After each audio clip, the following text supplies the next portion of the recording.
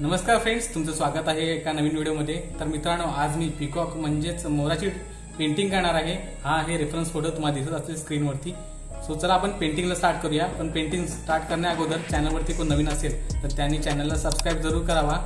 सो चला आपण भेटूया ड्रॉइंग टेबलवरती।